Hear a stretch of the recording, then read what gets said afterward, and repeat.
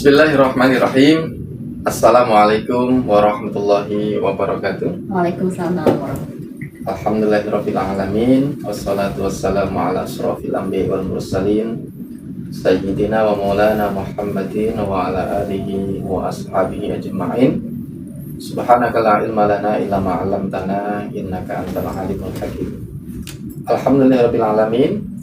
Pada kesempatan yang baik ini, tepat di pertengahan bulan suci Ramadan, kita kembali hadir dalam rangka ingin membahas tentang fenomena perdebatan pembahasan terkait dengan bank konvensional dan juga bank syariah. Dan alhamdulillah kita sudah kehadiran Ibu Isfandayani. Beliau adalah salah satu dosen di Fakultas Agama Islam, tepatnya adalah dosen prodi perbankan syariah. Dan saat ini beliau sedang mengambil sarjana S3 di salah satu kampus di UIN Ciputat. Dan alhamdulillah hari ini beliau berkenan untuk menemani kita, akan membahas tentang apa sih yang membedakan antara perbankan syariah dan juga bank konvensional. Karena barangkali selama ini kita masih bingung, kok katanya bank syariah tetapi masih saja bunganya gede-gede juga. Nah, kira-kira di manakah letak perbedaan antara syariah dan konvensional? Untuk itu kita langsung saja persilakan kepada Ibu Isfandayani untuk membahas tentang apa perbedaan bank konvensional dan juga bank syariah. Silakan Ibu. Baik, terima kasih. Assalamualaikum warahmatullahi wabarakatuh. Assalamualaikum warahmatullahi wabarakatuh. Kabar Pak Gofur? Alhamdulillah baik. Iya, terima kasih sudah diberi kesempatan hadir di sini dalam diskusi ya tepatnya ya Pak ya, diskusi tentang perbedaan bank syariah dan bank konvensional. Tentunya sebenarnya sudah paham, sudah sering mendengar banyak ulama menyampaikan perbedaan bank syariah dan bank konvensional, dan betul banyak juga yang berpendapat apa sih bedanya, kok sama saja, kok lebih mahal, seperti itu ya Pak Gofur ya. Nah, dalam kesempatan ini perkenankanlah saya sedikit mencoba menyampaikan apa yang saya ketahui, baik dalam teori maupun praktek. Kebetulan juga pernah menjadi praktisi. Kita dari lembaganya dulu. Kalau dari struktur organisasinya di Indonesia itu ada 3. Ada bank umum konvensional, kemudian ada bank umum syariah, tapi ada juga unit usaha syariah. Unit usaha syariah itu bank syariah di bawah naungan bank konvensional. Contohnya seperti BTN syariah itu masih di bawah BTN konvensional. Tetapi kalau bank umum syariah, PT-nya sudah bank umum syariah. Itu yang level bank syariah. Ada juga yang BPRS, BPR dan BPRS. BPR itu bank perkreditan rakyat, kemudian BPRS itu bank pembiayaan rakyat syariah. Nah, tentunya secara izin pendirian juga sudah berbeda. Yang konvensional tidak memiliki dewan pengawas syariah, sedangkan bank syariah diwajibkan memiliki dewan pengawas syariah, yaitu anggota Dewan Syariah Nasional Pak Gofur dari Majelis Ulama Indonesia minimal 3 orang. Jadi beliaulah yang bertanggung jawab mengawasi kepatuhan syariah terhadap produk bank syariah, kemudian sumber daya insaninya, IT-nya, dan sebagainya. Jadi Dewan Pengawas Syariah mengawasi, menguji petikan ya, tiap tahun uji petik dari pembiayaan maupun penghimpunannya. Yang kedua, kalau kita bicara akad, nah ini yang seru nih Pak Gofur. Kadang banyak orang membedakan apa sih signifikannya, apa yang krusial ya, yang membedakan, yaitu pada akad Pak Gofur, Bapak Ibu dan pemirsa gitu. Yang seru adanya perbedaannya akad itu kan perjanjian. Kalau bank konvensional memang ada perjanjian, Nah, bank syariah kita menyebutnya akad. Yang membedakan kalau bank konvensional itu perjanjiannya apa? Pinjam meminjam. Oke. Oke. Nah, kalau bank syariah, kalau dalam pembiayaan itu ada bagi hasil, ada sewa dan jual beli.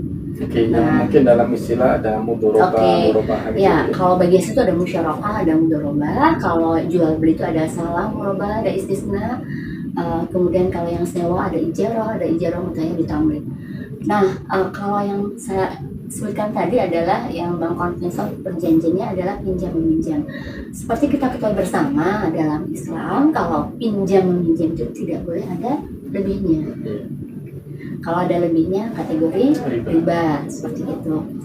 Nah, disinilah dalam semua produk bank syariah, baik funding maupun lending. Funding itu penghimpunan dana seperti tabungan, deposito, giro, maupun lending atau penyaluran dana, yaitu pembiayaan.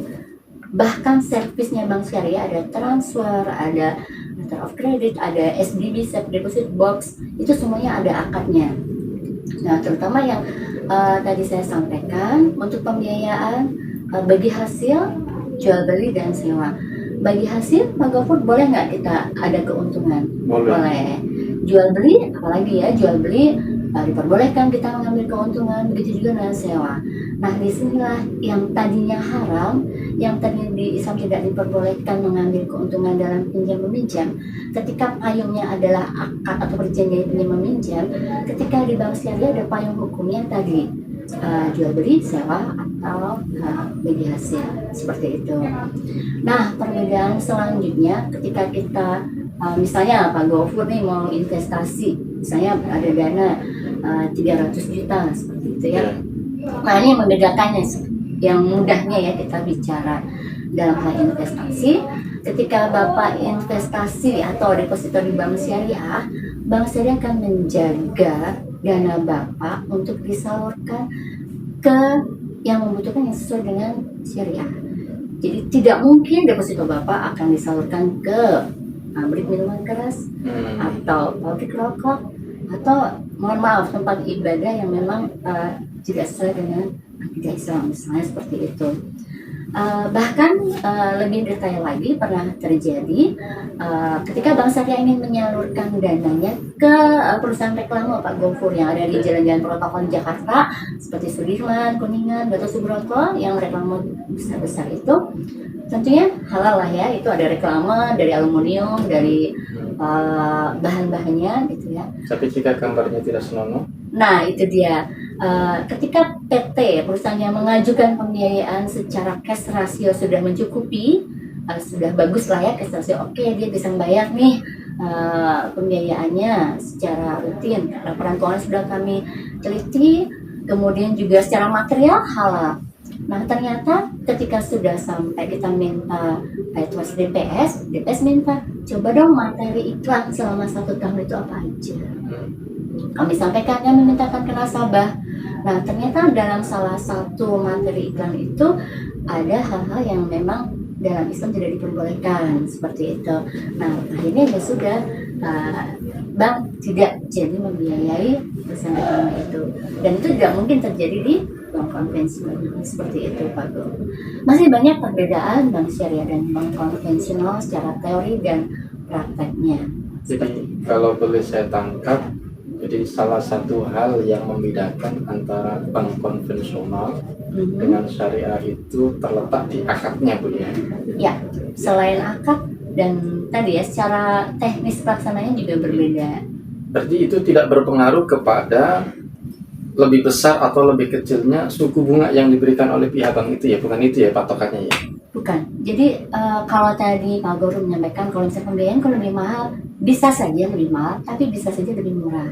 Ketika kita misalnya tadi bagi hasil, ya kan, bagi hasil kan kesepakatan pembagian keuntungannya seperti itu.